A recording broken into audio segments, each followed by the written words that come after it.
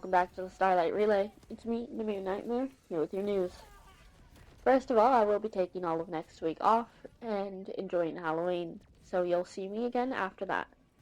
Moving on from that, we have the lore segment at the end of today's episode after the news for your enjoyment for anyone interested in the Spooktober lore finale. Hellmire is at 52% defense with 30,000 divers, and Tarek is at 53% with 16,000 divers, a victory in 11 hours on Hellmire and 6 hours on Tarek. Currently, there are about 64,000 divers active, with a 0.026 galactic impact modifier. We're still at LibCom 3, and yeah, let's take a look at some of the community side of things. International Helldivers Coalition is on Hellmire, as is Super Special Forces, the Truth Enforcers, the Phoenix Armada, and the SES Queen of the Stars, along with most other factions from what I can see. The 3rd Airstrike Regiment has Operation Return to Sender. They've gathered vital data from black boxes, and footage reveals that crafts were taken down by Illuminate technology. A particularly trouble segment shows distant groups attacking the crafts alongside civilian workers. With Liberty Day approaching, the rise of propaganda has reached alarming levels. So, they're heading on over to destroy 35 illegal broadcast stations, neutralize 25 rogue research labs, and complete 10 recon craft missions. From the Delta First Special Forces, that's a tongue twister of a name, their leader has returned, or at least one of their leaders, and says thank you to the faction for growing. It's a nice little speech. I'd recommend go reading it. From the 505th Resurgence Regiment, a Liberty raid will be conducted on the 26th. Go on over and enjoy that. Moving on from that, today is Faction Spotlight. So, today's Spotlight is the Burning Circuits and Waffles of the Burning Circuits. Burning Circuits are a decently sized faction focused on fire and heavy weaponry, but do offer other playstyles. Originally a company of the Blitz Divers, they split off early December, and most other information can be found in their server. This is according to their own words. Finally, Waffles. From Cyberstan before the Cyborgs declared war, official Forge Smith of the Burning Circuits.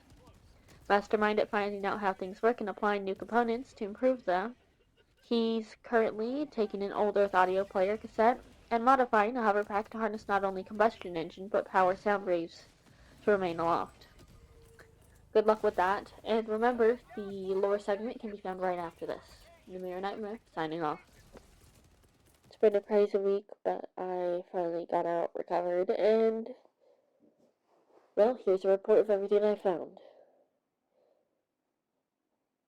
Back before I used to own the station, it was owned by 2 best friends. One of them was named Mary Belle Rivera, and the other one was just written down as Helen, with no other identifying information. It appears that one day they were struggling to find new stories, and the station was on the brink of being discontinued. And they heard about some disappearances on the planet Genesis Prime in a warehouse. So they went to go investigate. Well, Mary did. Helen told them not to go. Anyways, while they were there, it appears they were attacked and abducted by Illuminate for some voteless experiments. During that time, they did end up passing away, and because of the experiments, somehow winded up becoming some sort of electronic signal. Finding their way back to the station, they watched Mary watched Helen search for them for ages, forgetting to eat, sleep, drink water, and eventually going crazy and, fading away. From what I understand, their soul was associated with moths, always looking for the light. And that's what the moths were from. During all of this, I went to go investigate the warehouse and also got taken. Mary's spirit reached out to me through the brainwashing and pulled me out of it. By that point, I had already been replaced with 90% cybernetics in what appears to be some attempt to create a cybernetically enhanced Footless, maybe drawing inspiration from their automaton neighbors.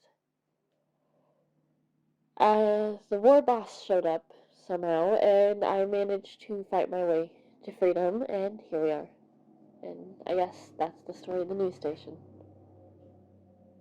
Anyways, I'll have the news up for you today.